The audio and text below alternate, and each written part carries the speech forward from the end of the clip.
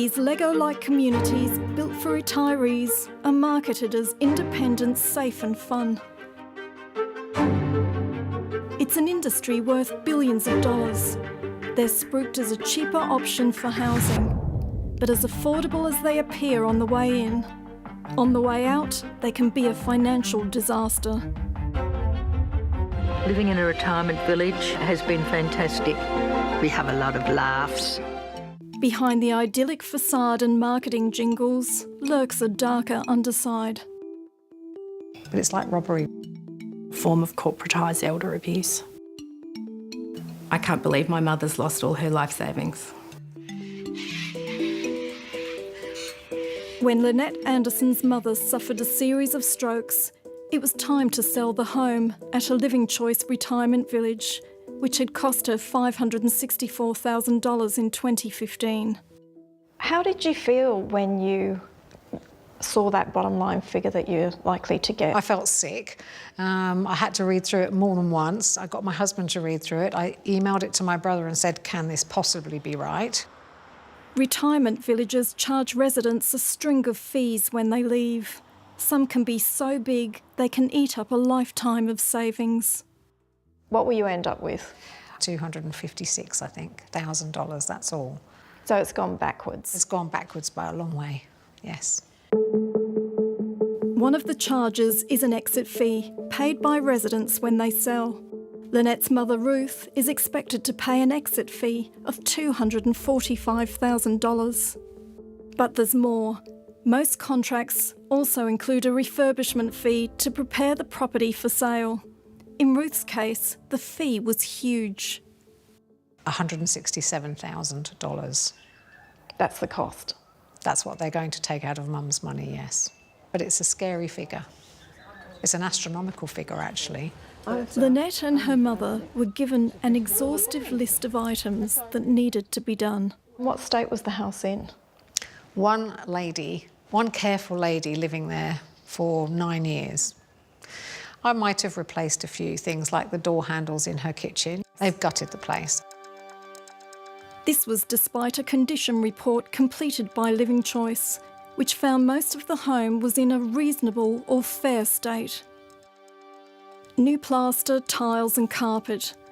The bathrooms and kitchen were completely overhauled, even door hinges replaced. And more than $1,000 for a final clean, double the price of quotes we received for cleaning. We got vastly cheaper prices for other items. And apparently I'm getting off lightly because some people have had to pay more. How would you describe it financially? A disaster. When you buy a home, you don't expect to lose half your money. 730 can reveal Living Choice is also a builder. It provided the quote and it will be paid to do the renovations on Lynette's mother's home. In a statement, Living Choice told us residents are made aware of the costs when entering and leaving. It said it recommends legal advice. And it said a retirement village is not an investment, it's a lifestyle, and new residents are provided a clean, comfortable property. It said construction costs had increased since COVID, but residents can use their own builders if they wish. I've been looking at the retirement housing sector for almost a decade, investigating companies around the country. We've obtained dozens of contracts covering big and small retirement villages, spoken to residents and their families, staff, experts and lobbyists.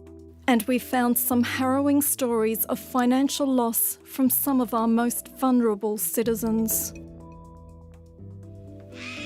The setup is designed to milk as much out of the people who go in there. Michael McNamara's sister Helen worked hard all her life helping people as a nun, then an educator in disadvantaged communities. She's always been a really generous person, and her first priority always seemed to be what somebody else needs. In 2020, she moved into Torrens Grove Retirement Village in Adelaide, which is owned by Retire Australia. But in 2022, she was diagnosed with dementia and left this year.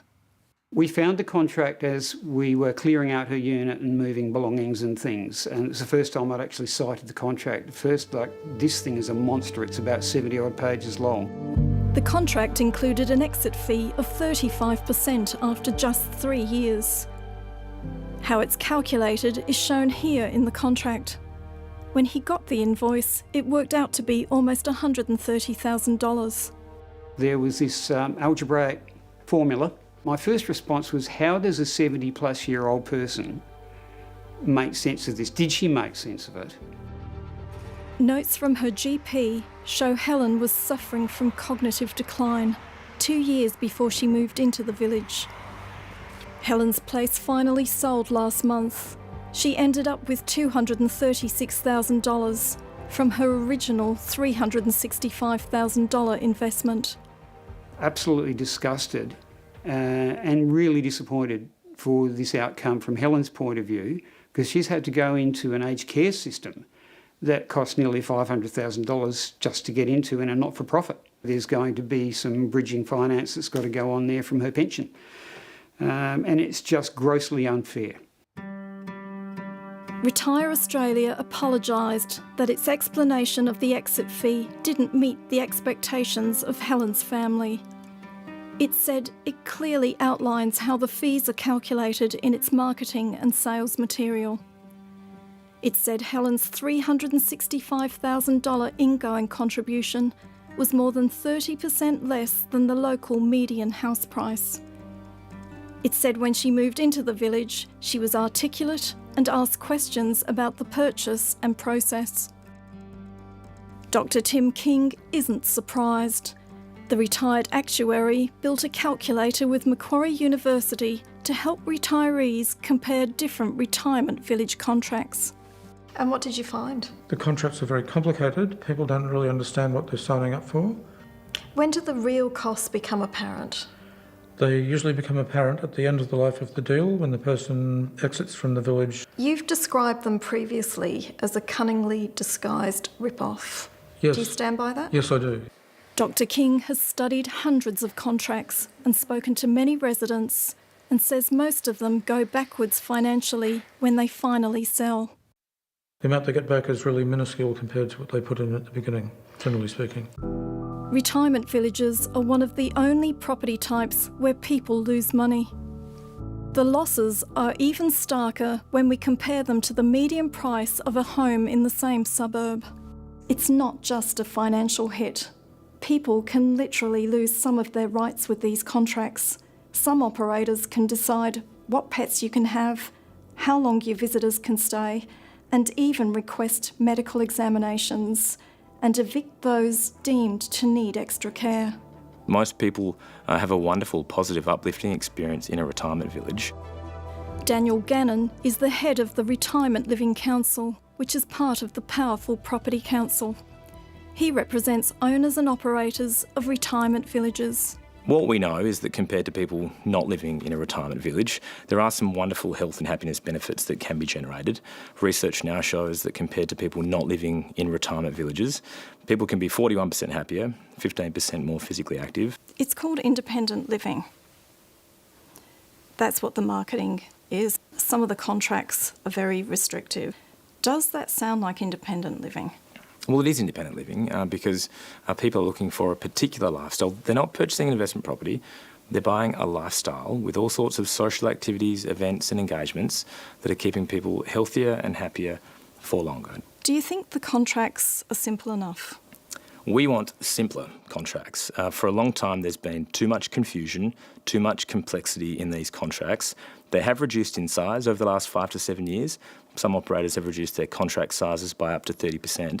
There is still way too much complexity in these contracts. Because the people we've spoken to, they may be happy while they're living there, but they get a shock when they're leaving. I wanted to show you one contract, which is a member, and it's also signed up to the Code of Conduct. Just have a look at the exit fee. It's an algebraic formula for an exit fee. Yes. That doesn't look like a simple contract. Our advice to prospective residents of retirement villages is always to obtain independent financial and legal advice. We Do don't you want think anyone. that is acceptable in a contract Look, for anyone? Like with any big life decision, any big purchase, it is always advisable to get independent advice to make sure that you understand any financial obligations. So you think that you're we can signing up put to. algebraic formulas into contracts, and as long as people try and find independent financial advice, that's okay? As an industry, we want simpler contracts. We don't want consumer-unfriendly contracts. Do you think that's consumer friendly? We don't want things that people can't understand. Do you think it's consumer friendly?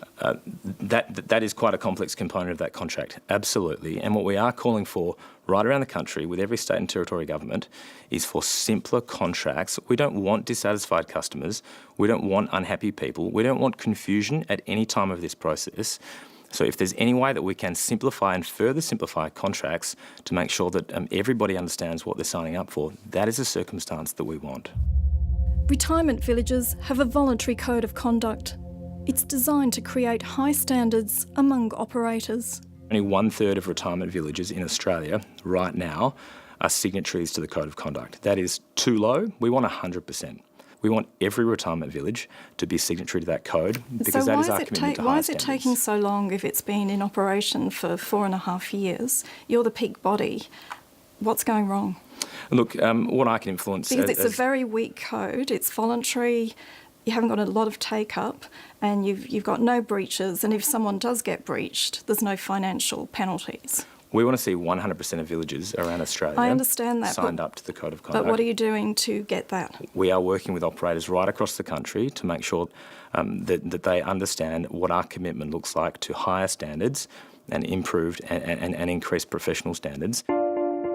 Independent federal MP Rebecca Sharkey represents the oldest electorate in South Australia. Her inbox is full of complaints about bullying, punitive fees and restrictive contracts at retirement villages. Financial aspect of it is a huge price to pay where people effectively can only buy into it once because you lose, in many cases, up to half of what you've put in a very short period of time. So many people have said to me that they feel very trapped. The contract that they signed was not what they thought it was, and that they feel that they're getting quite an unfair deal but have no way of remedying that. Do you think the state and federal governments need to step up? Absolutely, they need to step up. And in many cases, I see the retirement village contracts as a form of corporatised elder abuse.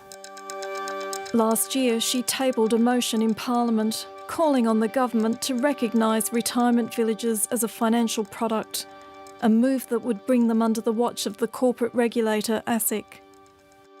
You think you're buying a property, but you're not. You're just getting a right to occupy.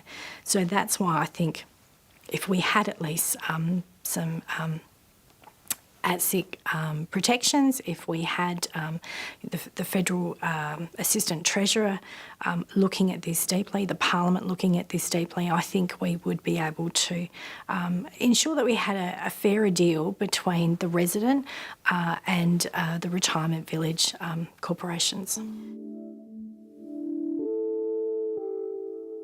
Colleen Green discovered her mother will be charged fees including an eye-watering 60% exit fee by Tranquil Waters in Queensland. And the bottom line, she's only going to get about 20% of her money back. It's left the family in a financial quagmire. She has my disabled brother living with her and we're stuck. The predicament we're in now is if we sell her place, we actually don't have very much money left over. Did she have any idea about the contract when she signed? I don't think so. I didn't understand it. It's not like a normal contract when you buy a house. This was just an absolute minefield. Her mother paid almost $384,000 to enter in 2013. And how much will she get on the way out? About $81,000. I was devastated. I just thought, how can this be possible? It means 89-year-old Joan won't have enough money to pay for a room in aged care. Which she will now go as a concessional, so the government will have to pay for her. And as I said, we're not sure what will happen with my brother, but we will try and work something out for him. I feel very like I've been robbed, I suppose. Well, my name is down at a place down the coast. If you've got the money, you can go in any time, but I can't. I've got to wait for them to ring me. It's very sad that you can get to 89 and have lost your life savings. What's your reaction to that? It's pretty galling, really, isn't it? Clearly, this lovely lady that needs to go into aged care has nowhere to go. If that story doesn't make other legislators, state, federal, prick their ears and go, we have a problem here and we need to fix this, I don't know what would. I wish her case was unique in that sense, but I fear it's not. Tranquil Waters didn't respond to questions. Do you think it's fair they end up with $81,000 on the way out? We've gone through many, many contracts, we've spoken to a lot of people, and we can't find anyone who's financially better off on the way out. Look, we don't want any circumstances where expectations haven't been met. Certainly we don't like to hear about contract confusion. Do you think people are aware, are they told crystal clear that when they go into a retirement village, they're going to be worse off when they come out? Look, a home in a retirement village is not an investment property. It's not a vehicle to build personal wealth. Okay, so it is a very different model. We both agree with that, but why is it in your literature and in your messages to government about affordable living, you're saying these are affordable because they're 43% cheaper than a similar like house? There are various financial and contractual options. But you're not talking about that. You're talking about it's affordable living. Well, we do talk about it. We certainly talk to governments about it. There's a lot of contract options for residents. Some people prefer to pay more going in and less going out. We have spoken to a lot of people, residents, auditors, experts, academics, politicians, and they're saying that there are systemic issues with retirement villages and that things need to change so that residents are properly looked after. Look, there are no systemic issues across this sector. We do know that there are some residents whose expectations have not been met after they've lived in a retirement village. But there is a lot of regulation. The elderly people are just being sucked in. And I think it's very sad that our society lets this happen. This poor old mum's got nothing. Anyway. How can people do this to our elderly people? Governments need to do better. They set up the regulations and the legislation. And the companies are saying, we're playing by the rules. And I really hope that this provokes some really active discussion and some real movement and change in this industry for the betterment of our aged population.